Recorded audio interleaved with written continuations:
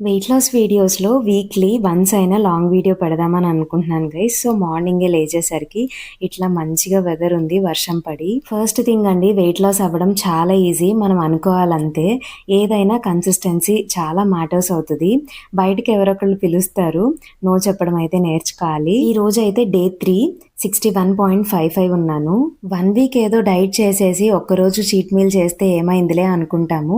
But ఆ 1 day చాలండి. మనం చేసిన 1 వీక్‌ది కూడా పోతది. కన్సిస్టెంట్‌గా ఒక 1 ఆర్ 2 మంత్స్ చేయాలి. ఒక మంచి వెయిట్ లాస్ రిజల్ట్ చూడాలంటే. నాది స్టబార్న్ వెయిట్ అండి.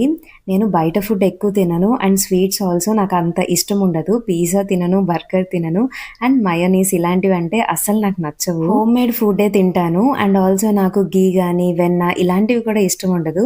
బట్ నేను వెయిట్ లాస్ అవ్వడం అయితే చాలా కష్టం. అలాంటి బాడీ టైప్ నాది. ఫుడ్ మనకి ఎలా తినాలో తెలియాలి, ఏ టైంకి తినాలో తెలియాలి అండ్ మీల్స్ స్కిప్ చేస్తే మనం వెయిట్ లాస్ అవుతాము అని చాలా మంది అనుకుంటారు. అది జస్ట్ అపోహ మాత్రమే అండి. కడుపు నిండా తినాలి, బ్యాలెన్స్డ్ గా తినాలి. అప్పుడే మనం వెయిట్ లాస్ అవుతాము అండ్ తొందరగా మనం వెయిట్ గెయిన్ అవ్వకుండా ఉంటాము. బాయిలింగ్ వాటర్ లో సోంపు ఇంకా వాము వేసుకున్నాను. బాగా మరిగాక దాన్ని స్ట్రెయిన్ చేసుకుని కొంచెం లెమన్ కూడా స్క్వీజ్ చేసుకుని అది మార్నింగ్ డ్రింక్ గా తీసుకున్నాను. ఓట్స్ ని డ్రై రోస్ట్ చేసుకుని దాంట్లో పాలు వేసుకున్నాను అండ్ ఒక హాఫ్ మ్యాంగో ఇంకా అనార్ కొన్ని డ్రై ఫ్రూట్స్ వేసుకుని అది బ్రేక్ఫాస్ట్ గా ఓట్ మీల్ తీసుకున్నాను. ఇది నా లంచ్ ప్లేట్ అండి. క్యారెట్, కీరా, టొమాటో పప్పు, బచ్చల కూర పచ్చడి, ఒక బాయిల్డ్ ఎగ్ అండ్ కొంచెం బ్రౌన్ రైస్. దీంతో పాటు బటర్ మిల్క్ కూడా తీసుకుంటాను. స్ట్రెస్ ఎప్పుడు మన బాడీకి మంచిది కాదు. అందులోనూ డైట్ చేస్తున్నప్పుడు, వెయిట్ లాస్ జర్నీలో ఉన్నప్పుడు మనం స్ట్రెస్ తీసుకుంటే రిజల్ట్ ఏమీ నోటీస్ చేయము. స్లీప్ ప్యాటర్న్ కూడా చూసుకోవాలి. 7 to 8 అవర్స్ స్లీప్ ఉండేలా చూసుకోవాలి అండ్ డే మొత్తం హైడ్రేటెడ్ గా ఉండడం చాలా important. 2 to 3 litres of water తీసుకోవాలి అండ్ డైలీ వెయిట్ చెక్ చేసుకోండి.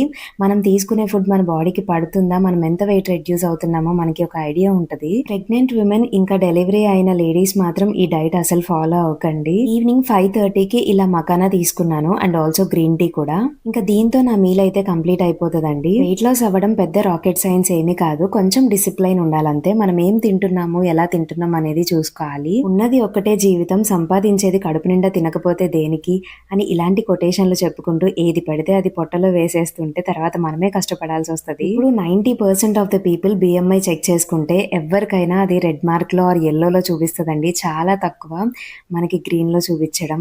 వెయిట్ లాస్ అవ్వడం, డైట్ ఫాలో అవ్వడం మనం ఏదో ఫిజిక్ కోసం కాదండి. హెల్దీగా ఉంటది, మన బాడీ ఫిట్ గా ఉంటది. మన నెక్స్ట్ జనరేషన్ కి మనం ఇవ్వగలిగే గిఫ్ట్ ఇది ఒక్కటే ఉంటది. బికాస్ మనల్ని చూసే మన పిల్లలు కూడా ఫాలో అవుతారు. ఏదైనా ఎంటీ స్టమక్ మీద ఏది తీసుకున్నా చాలా మంచి రిజల్ట్ ఉంటది. So morning drink and night drink చాలా ఇంపార్టెంట్.